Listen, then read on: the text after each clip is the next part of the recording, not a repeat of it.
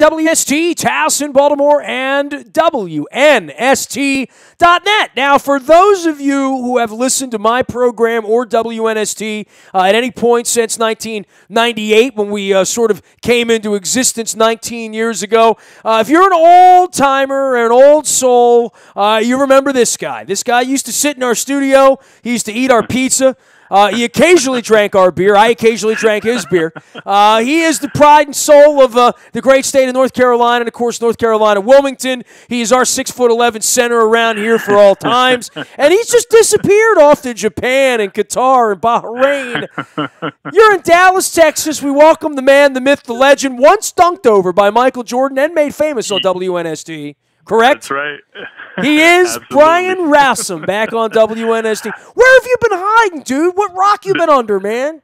The nasty one. I'm so glad to be back on the air with you, buddy. It's been a long time. Give me so start from the beginning, man. Now, you disappeared on us a long time ago.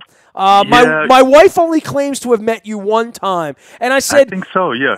Early on, when you guys first got together, I think, Ness, it was a while ago, back in the early 2000s. 2003. Then, after I left Baltimore, I got into the coaching thing, and that took me overseas, and that's where I've been ever since. So it's just funny how time goes by, though, because can you believe that was 12, 13 years ago when I was in the studio almost every day. Well, you said you got into the coaching thing. Yep. I guess this is, look, you're one of those guys that we always talk about. 6'10", you had the ability to play in the league. You went to a smaller school at UNC Wilmington. Yep. You were a draft pick, but not a first-round draft pick. Yep. And I think it may have meant more when you were 34th overall. Yep. And you lasted 3-4 seasons. You made a lot of friends. You made a little bit of money. But then it's like, what do you go do? And you went and coached, and this is what you've been doing the last 20 years. And you know what, Ness? Originally, I didn't even want to get into coaching because after I got into the league and I saw how volatile it was, at the professional level, coaches come and go all the time, as you know. I said, man, I don't know if I want to deal with this, and then so I took a few years off.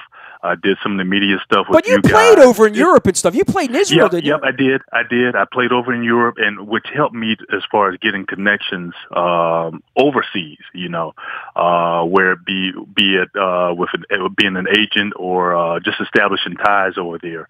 And so after I took 2 or 3 years off of getting away from basketball, it kind of recharged my battery a little bit. And it kind of made me appreciate the game a little bit more too, by stepping away. And once I got back into it, though, with the coaching bug, it just caught on from there.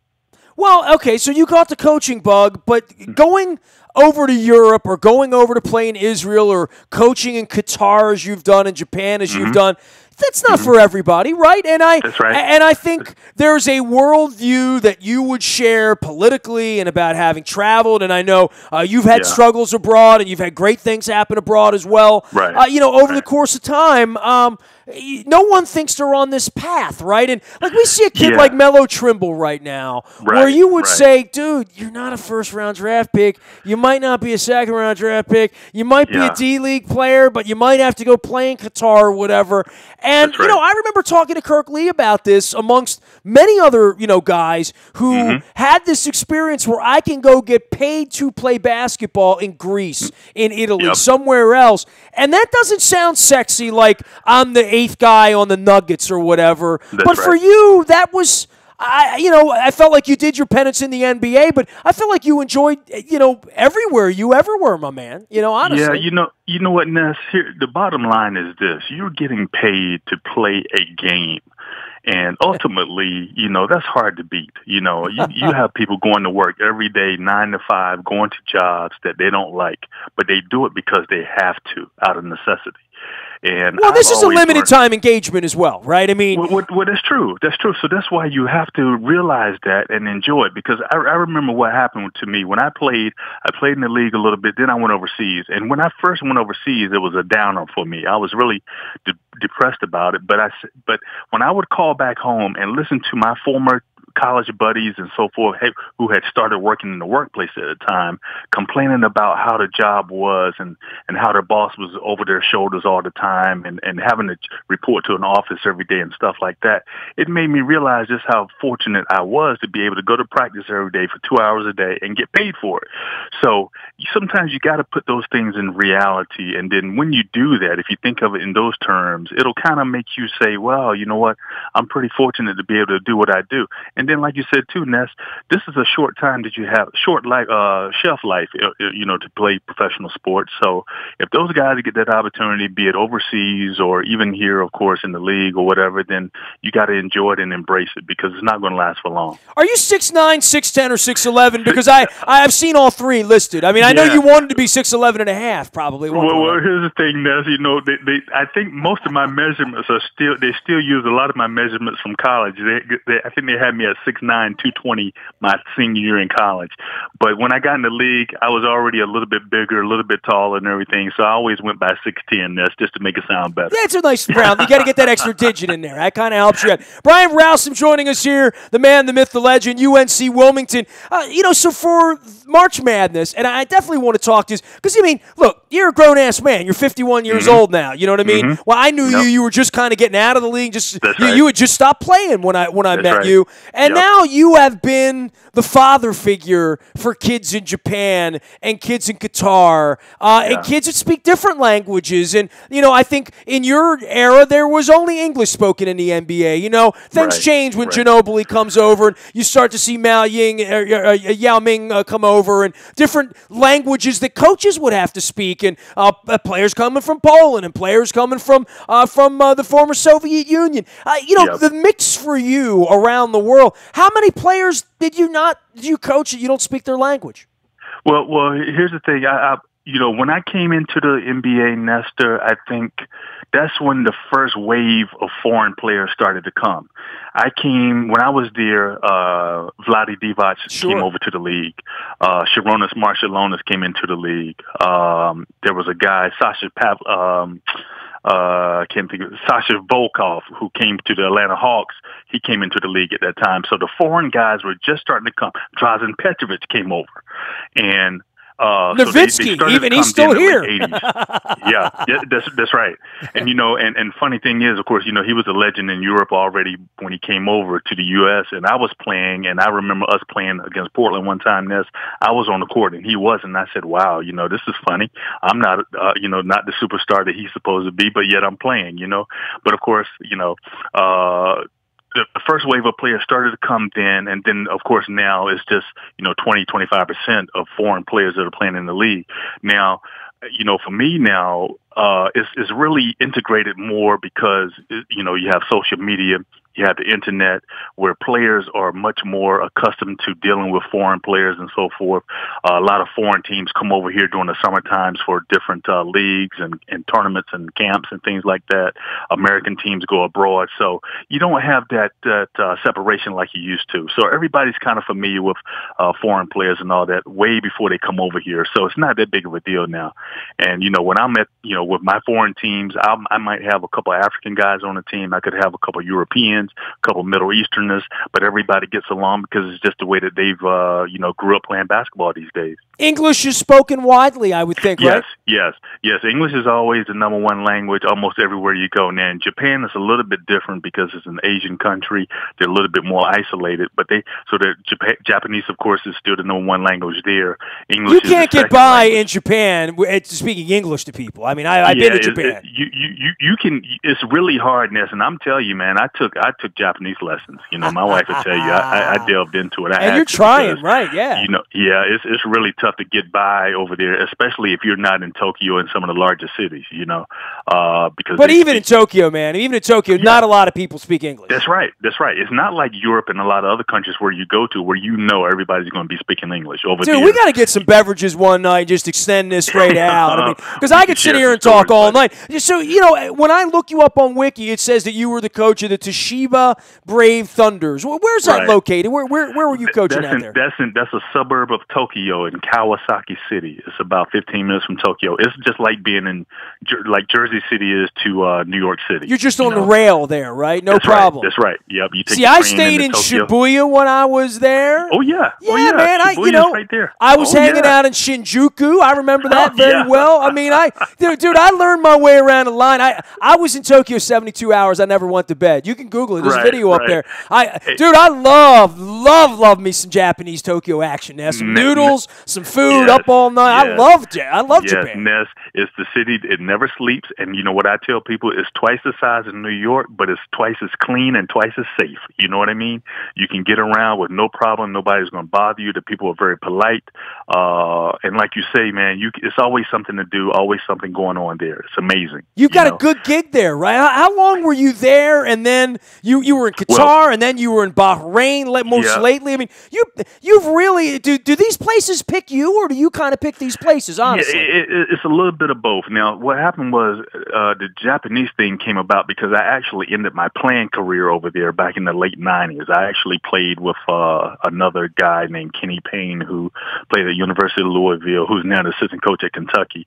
We played together over in Japan, and then what happened was one of my old Japanese teammates that I played with is now on the coaching staff over there. Okay. So he called me up a couple of years ago and said, "Hey, would you consider coming back over here to help us out?" And I said, "Sure, no doubt about it." And I still knew a few people from the company over there. Toshiba obviously is a worldwide brand, and they love sports over there. Basketball is becoming popular over in Japan, so that's how that came about, through old ties.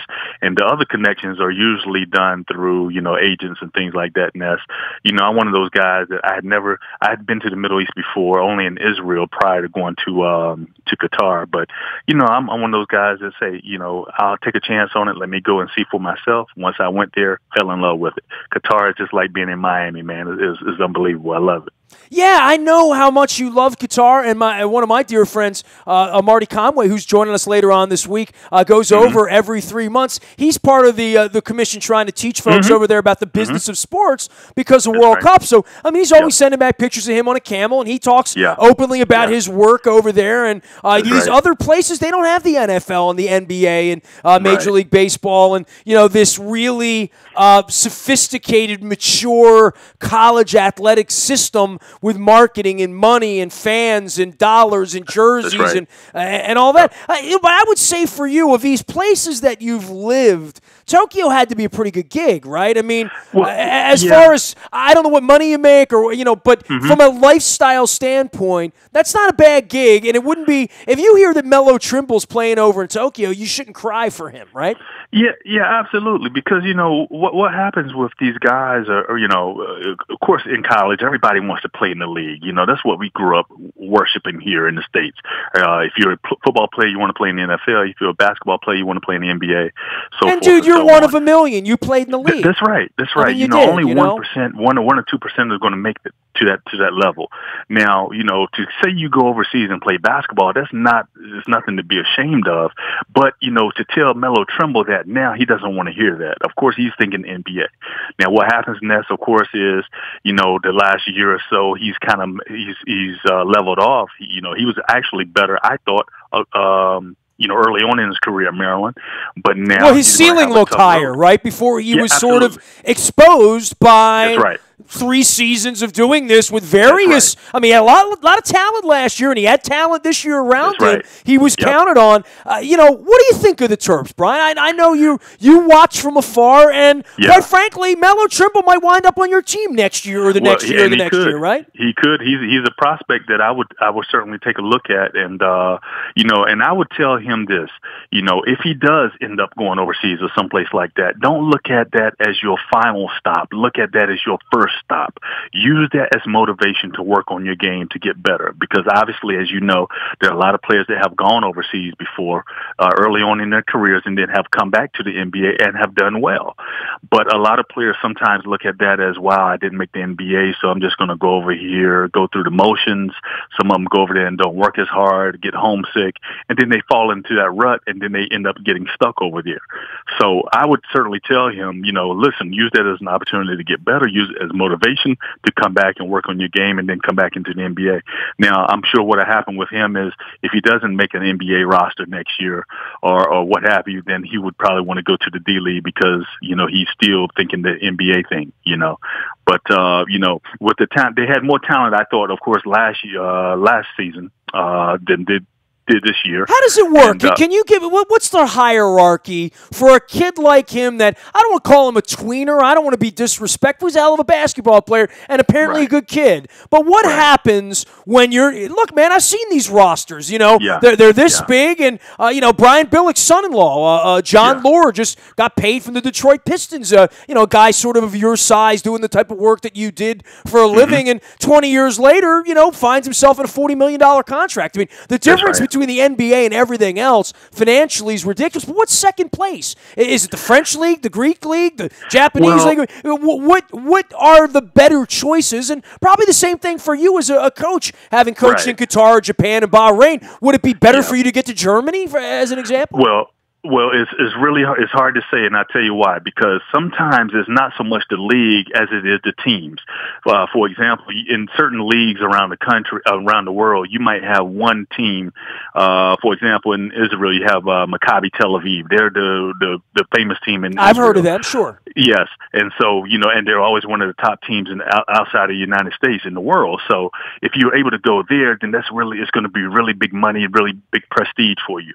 Now he could also go to another league, for What's example, big money? What's big money there? What is? Well, some guys are making $1 million. Okay, that's great money. Okay, playing. Fair enough. Yeah. Oh, absolutely. Yes.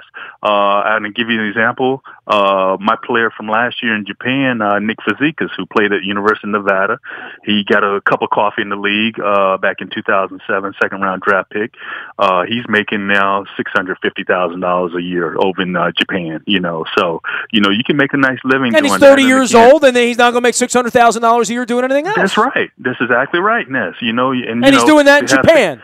Yeah, absolutely. No, I mean, there's plenty of girl money for $650,000 in Japan. I mean, there's plenty of, you can build a house and buy a future, and a lot of us would like to make, but I think that's sort of lost. That there was always this feeling, and maybe even 20 years ago. Look, for a baseball player, Bri, even back in the 70s and the 80s, and you got kicked out of the big leagues and you signed a 3-year deal over in Japan. You made a lot of money. I mean, there were a lot of guys, baseball players, that went over there for years and years and came back with more money than they would have made in the major leagues, quite frankly, because they were more valued over there. I didn't know what the value would be of other teams and other cultures, because I really do feel like it's the NBA or bust, right? That's right. Yeah, it's definitely not like that. And like you said, you look at the Yomiuri, the Giants over in Japan with the baseball league. They've always been famous for paying the top dollar for players. Yeah, Bobby Valentine was making a couple $1 million a year managing in Japan. I mean, there's no harm in that. It beats being in Norfolk, That's right. So if you're able to get with one of the better teams in the leagues around the world, then obviously your money is going to be better. Now, of course, there are some situations too where teams are, some of the lower leagues or some of the lower teams are just going to pay $4,000 or $5,000 a month, and those are for the lower tier players. So the range can vary from almost $3,000 or $4,000 a month on upwards. Just depending on the player and his resume. Well, I would say, in various degrees, hockey's like that at the minor league level and at other places. If you're not in the show and you're not going to get to the show, is it something you want to do and make a living? 30 years ago it was Campbell's soup, right? If you were a AAA baseball player, it's a little bit better than that at this point. Brian Rousum, our longtime friend and one-time NBAer, now coaching over in Bahrain, but after that was in Japan and Qatar and a bunch of other places, and of course was our coach around here at WNST at the turn of the century. It's been so long since I've seen you, and I know you're watching basketball, right? I mean, you're watching this tournament as much as anybody. You love this stuff. Yes. Yeah, this is, I'm not usually home this time of the year, so I'm home earlier than normal. Ness, I haven't been home during the NCAA tournament in over 10 years. Wow. That's how long I've been gone overseas coaching and so forth. So this is totally new for me, but I'm enjoying it. And it's giving me a chance to do some scouting. Has it been easy for you? I mean, do you have like a tablet over there and no problem? You watch, the Warriors and the Cavaliers, whatever you want to watch, right? Oh, absolutely, yes. These days I have, you can watch TV. I watch my TV from my living room, literally overseas, because you have these connections now to be able to do it. So everything is real time. So you don't miss out on a lot of that stuff like you did when I played back in the 90s. So you're well aware of what's going on. You're able to follow it a lot more. But still to be here, to be in the environment, to hear everybody talking about their bracket, that's hard to beat. Those are the things you do miss sometimes. Well, especially when your squad was in there for at least 10 minutes, right? Well, that's true. That's true. We got a little cup of coffee in there, Ness. We sure did. Hey, man, any thoughts on the NBA? Because the Wizards, ever since you've been gone, I mean, it's not that they're a struggling brand. They've made the playoffs, but this feels like the first time they really have a chance, that it feels like they're in the tournament and they need some things to go right. And I think we all gasped when John Wall went down on Friday night, before the weekend. Things are a little more calm, but they have a chance. They're in this thing. It's exciting. Yeah, and I'm happy for the Washington area because, Ness, I grew up in eastern North Carolina. We didn't have an NBA team when I was growing up, but my favorite team was the Washington Bullets. Really? I go back to those Wes Unseld, Bobby Dandridge, Elvin Hayes days. You're a couple years older than me, and you're like 3 years older than me. That was even before your time. No. I talk about it all the time with Greavy and the Big. I said to my wife the other night, I said, "Man, this reminds me of the Big E," and she's like, "Who's the Big E?" She's like, "Are you making stuff up?" And I'm like, No. We gotta Google Elvin. I need to get me a Baltimore Bullets throwback jersey, like an Unseld. But I told her I would want the Big E. I'd want an Elvin Hayes if I was going to do it. I used to love those red, white, and blue jerseys the Bullets had with the stars on the side. And I used to love those things when I was growing up. Oh, I loved them. But, I'm happy for that area because that is a basketball area, as you know, with all the players that have come from that area locally in D.C. and Maryland and so forth. And for the Wizards to be prevalent again, I think it's important for them. I really do. And like you said, if they can get a break or two here or there, you never know. But I would love to see them in the Eastern Conference Finals this year. I really would. That would be tremendous for the whole area. How long are you back, man? You're living in like Dallas, right? Yeah, Ness, I live in North Dallas, and believe it or not, I'm about 3 miles away from the Star where the Cowboys practice at here in Frisco. It's beautiful, man. You got to get the Hard 8 barbecue down there, man. It's right down the street. I sure will. And, my wife and I are always talking about that barbecue. And I promise you, my friend, we are also planning a family reunion maybe up in D.C. area this summer. So let's get together and catch your Orioles game or something like that one weekend. You know what? We'll get together. You guys in a long time. And I'll be what I've always been, the short guy with you. That's what I'll be. No, but you're the smart guy, though, Ness. You're the smart one. Hey, man, love you, miss you. It's great to hear your voice. I know a lot of people here ask about you, and it's not like I wasn't tracking you down. We're sort of together in the cosmos via email, but it's really great to catch up with you. And you will not be a stranger. I'm going to be bumming your doorstep here over the next 8 to 10 weeks as the Wizards try to win. That sounds good. I would love to do it. I love being on the air with you guys, and I do hope that we can actually break bread this summer because I would look forward to it. I'm not usually home this long, so we got to take advantage of it. Dude, if we drink one beer for every year it's been since the last time we had a beer, that's going to be a long night, especially for me. Brian Rowson, my dear friend, retired professional basketball player, Indiana Pacers second-round draft pick in 1987, and coaching now over in Bahrain, as well as before that in Japan and Qatar. And if you're an old-school WNST listener, you remember how many times Brian would come in, put those big size 18 feet up onto the desk and have some fun and talk some basketball. It's great to have Brian back on with us. You can find me out in the Bayou Toyota Audio Vault 24 hours a day from anywhere in the world on your mobile device. Speaking of coaches, head coach Barry Trotz joining us on Monday night at Greenmount Station for the Bone Marrow Registry. You can hear that in the Bayou Toyota Audio Vault all week long if you miss it on Monday night as well. Any breaking news happens first on our WNST Tech Service, all brought to you by Coons Ford of Security Boulevard.